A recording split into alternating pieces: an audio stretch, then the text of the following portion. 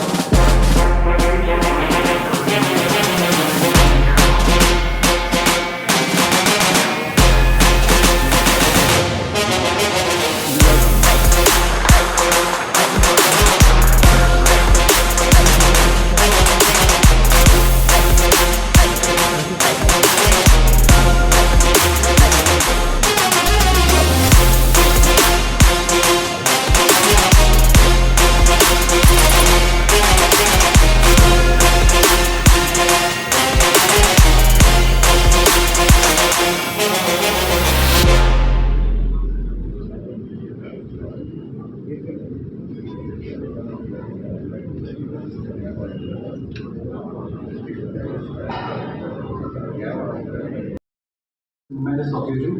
To begin the proceedings, I request our chairman, Dr. Nageshwar Reddy sir, our vice chairman, Shri P.V.S. Raju sir, and director Dr. Jivira sir to felicitate, please.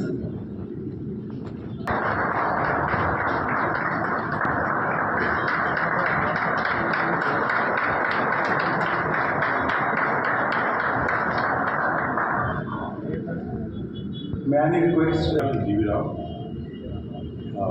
First of all, I would like the AAG hospitals, which for full stands for Asian Institute of Gastroenterology, started in Somajigoda about 25 years back as a pure gastroenterology hospital with about 300 beds. Soon it became very well known throughout the country and was getting patients all over. At this point of time, we were allotted in one of the meetings, our ex-CM, Dr. Rajshekar Reddy had come to the hospital. He saw the very large crowd there and said, why do people work here? I'll give a big land and build the best hospital in the world. When he said best hospital in the world, I was not sure whether we can build because Mayo Clinic, Cleveland Clinic, they are all the best hospitals in the world. We are not sure, but I said, okay.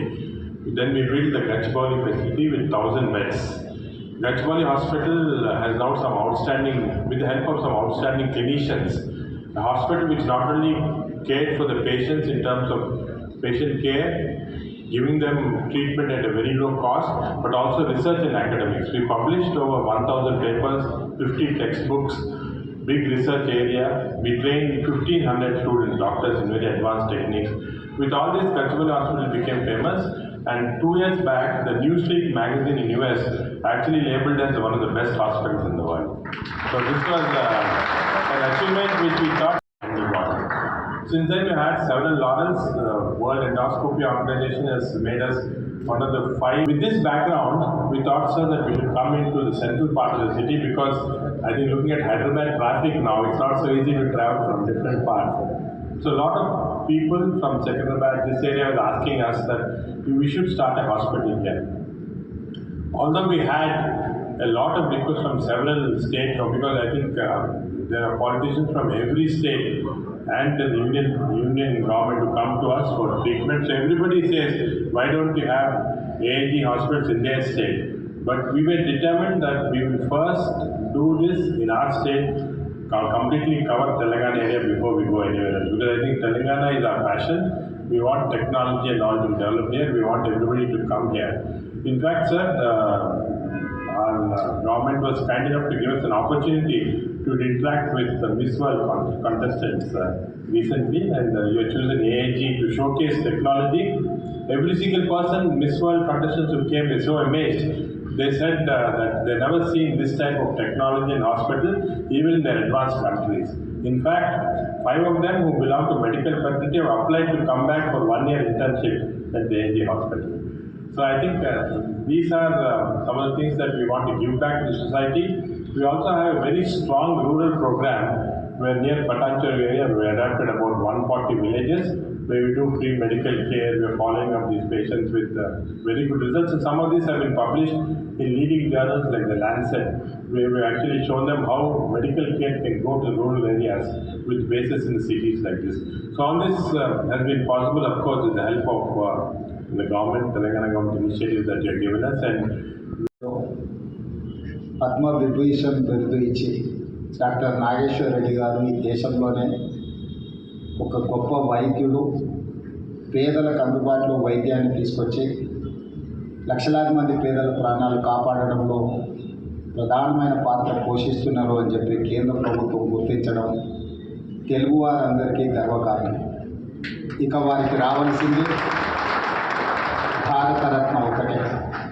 ఖచ్చితంగా భారత ప్రభుత్వం వారికి భారతరత్న ఇచ్చి గౌరవిస్తుందని చెప్పి నేను భావిస్తున్నాను. తెలంగాణ రాష్ట్ర ముఖ్యమంత్రిగా నా వంతు ప్రయత్నం డాక్టర్ నాగేశ్వర రెడ్డి గారికి భారతరత్న రావడానికి అవసరమైన ప్రయత్నం చేస్తా అని చెప్పి ఈ సందర్భంగా మీ అందరికీ తెలియజేస్తుంది. ఈరోజు హైదరాబాద్ నగరం, తెలంగాణ రాష్ట్రం ఒక హెల్త్ టూరిజం హబ్గా మారింది. యుఎస్లో జినోమ్ వ్యాలీ, యుఎస్లో సిలికాన్ వ్యాలీ ఉంటే ఈరోజు మనకి హైదరాబాద్లో జినోమ్ వ్యాలీ ఉంది. బల్క్ డ్రగ్స్ ఉత్పత్తిలో దేశంలోనే 35% బల్క్ డ్రగ్స్ ఒక హైదరాబాద్, తెలంగాణ రాష్ట్రం నుంచే మనం ఉత్పత్తి చేస్తుంది. అదేవిధంగా మన వచ్చిన ఉపద్రవం కోవిడ్ సందర్భంగా 4 వ్యాక్సిన్లలో 3 వ్యాక్సిన్లు మన ప్రాంతం నుంచే, తెలంగాణ రాష్ట్రం హైదరాబాద్ నుంచే ఈరోజు హెల్త్ సైడ్ ఎంత అభివృద్ధి చెందిందో, చాలామందికి ఉపయోగపడుతున్నామో ఈరోజు మనం గుర్తించుకోవచ్చు. ఇది ప్రధానమైన కారణం. దాదాపుగా 60 సంవత్సరాల క్రితం శ్రీమతి ఇందిరాగాంధీ గారు, పండిత్ జవహర్లాల్ నెహ్రూ గారు ఉన్నప్పుడు IDPL pharmaceutical research institute government of India ప్రారంభించడంతో అక్కడ రీసెర్చ్లో పాల్గొన్న డాక్టర్లు చాలామంది ఈరోజు పెద్ద పెద్ద సంస్థల్ని, నాకు తెలిసి రెడ్డి ల్యాబ్స్ కావచ్చు, ఎస్ఓఎల్ కావచ్చు, హెట్రో డ్రగ్స్కి సంబంధించిన వాళ్ళు, యాజమాన్యాలకు సంబంధించిన వాళ్ళందరూ కూడా ఐడిపిఎల్ ఎక్స్ ఎంప్లాయీస్ అని నేను భావిస్తున్నాను. దీనికి ప్రధానమైన కారణం ఆనాడు కేంద్ర ప్రభుత్వం తీసుకున్న ఒక నిర్ణయం ఈరోజు దేశంలోనే ఫార్మా రంగంలో మన రాష్ట్రం రాణించగలుగుతుంది. దాని కొనసాగింపుగా ఈరోజు దాదాపు 66 దేశాల నుంచి, నాకు తెలిసినంతవరకు ఏఐజీ 66 దేశాల నుంచి ఈరోజు పేషెంట్లకి ట్రీట్మెంట్ అందించే స్థాయికి ఏఐజీ చేరుకున్నది అంటే ఇది మనందరికీ గర్వకారణం. దీన్ని ఇంకా కొనసాగించాలని తెలంగాణ రాష్ట్ర ప్రభుత్వం తెలంగాణ రైజింగ్ 2047 ఒక విజన్ డాక్యుమెంట్ తయారు చేస్తూ ఉంది. రాబోయే 100 సంవత్సరాలలో తెలంగాణ రాష్ట్రం ఏ విధంగా అభివృద్ధి చెందాలి, ఆ అభివృద్ధికి సంబంధించిన ఒక కాంప్రహెన్సివ్ ప్రాజెక్ట్ రిపోర్ట్ తయారు చేసి భవిష్యత్ తరాలకు అందించాలని ఒక ఆలోచన చేస్తున్నాం.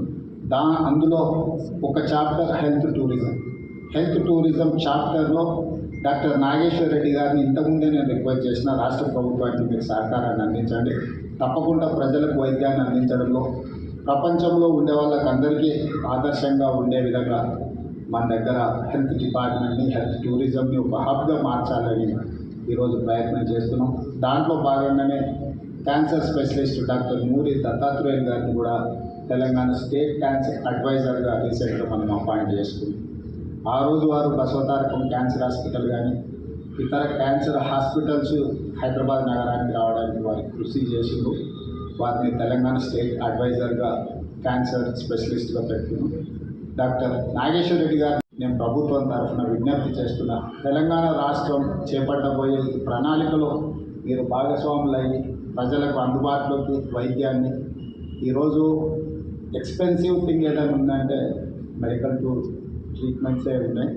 ప్రభుత్వం రాగానే రాజీవ్ ఆరోగ్యశ్రీ ఆ రోజు డాక్టర్ వైఎస్ రాజశేఖర రెడ్డి గారు ప్రారంభించినప్పుడు 2 లక్షలు ఉండే.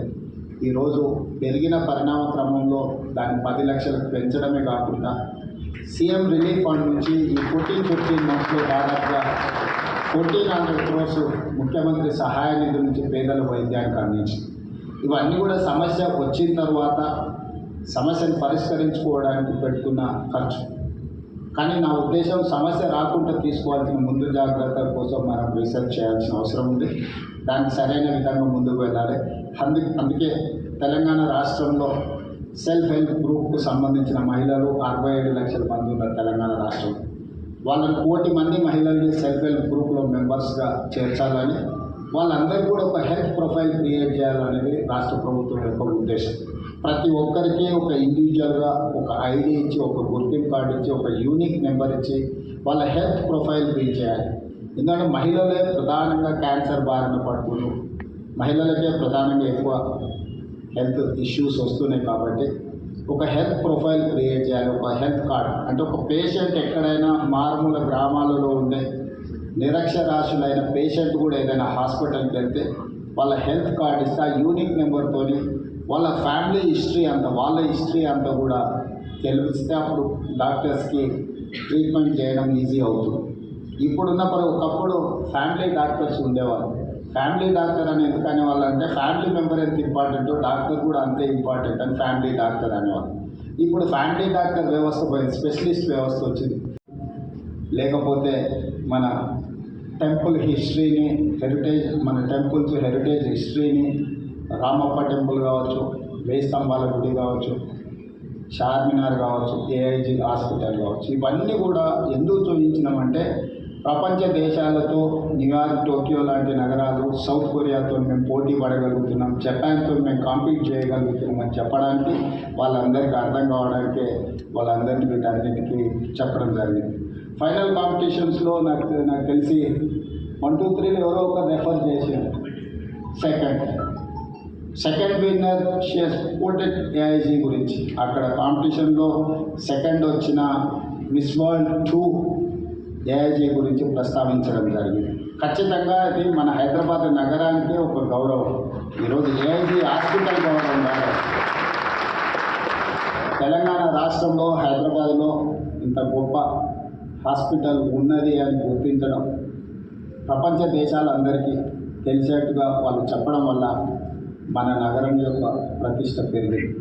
అందుకే ఈరోజు రాష్ట్ర ప్రభుత్వం వైద్యం మీద ప్రత్యేకమైన శ్రద్ధ పెట్టి కార్పొరేట్ సెక్టర్లనే కాకుండా ప్రభుత్వ రంగంలో కూడా ఈ వైద్య సహాయాన్ని అందించాలని మోర్ దాన్ 100 years హిస్టరీ ఉన్న ఉస్మానియా హాస్పిటల్ ఇప్పుడు అక్కడ బిల్డింగ్ కానీ అక్కడ ఉన్న ఇన్ఫ్రాస్ట్రక్చర్ సమస్యలను ఎదుర్కొంటుంది అని చెప్పి గుర్తించి గోషా మహల్లో 30 ఎకరాలలో 2,700 బెడ్స్తోని దాదాపు 3,000 కోట్లతోని ఈరోజు నూతనంగా ఉస్మానియా హాస్పిటల్ మనం నిర్మించుకోబోతున్నాం, పనులు ప్రారంభించాం.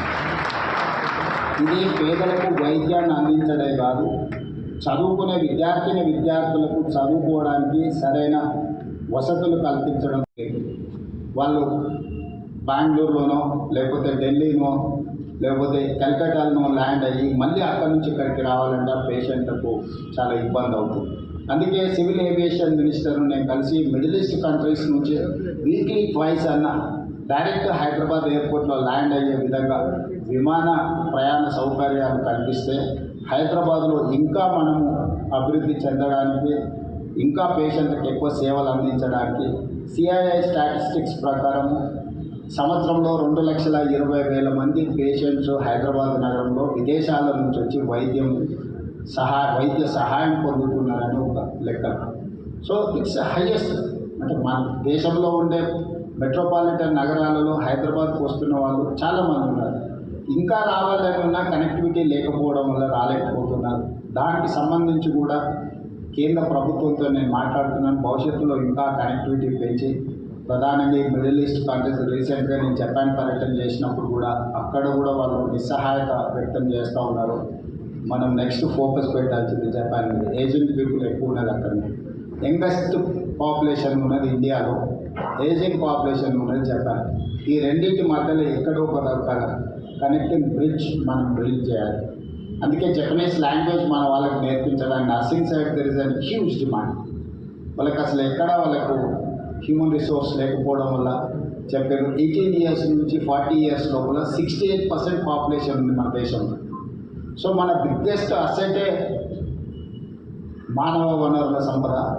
దీన్ని నిజంగా మనం సరిగ్గా ఉపయోగించుకుంటే 2047 మనం $30 trillion ఎకానమీ ఫోకస్ పెట్టుకొని వెళ్తున్నాం ఇండియా.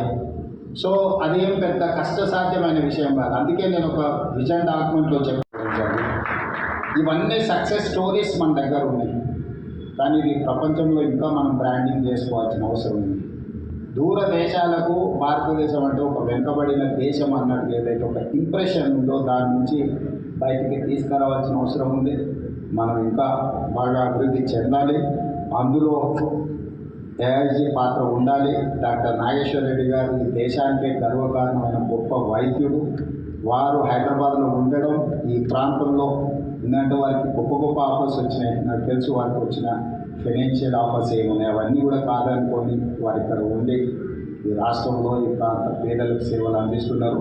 వారిని మనస్ఫూర్తిగా అభినందిస్తూ ఒక మంచి కార్పొరేట్ హాస్పిటల్ని తక్కువ ఖర్చులో పిల్లలకు అందుబాటులో సిటీ సెంటర్లో ప్రారంభించినందుకు యాజమాన్యాన్ని అందరినీ అభినందిస్తూ మీ అందరి దగ్గర సెలవు తీసుకుంటాను. Dignitaries and the guests for gracing this occasion, and on behalf of all the faculty staff, we promise to deliver the best of efforts at our doorstep, and also we promise to give an unconditional that it will be.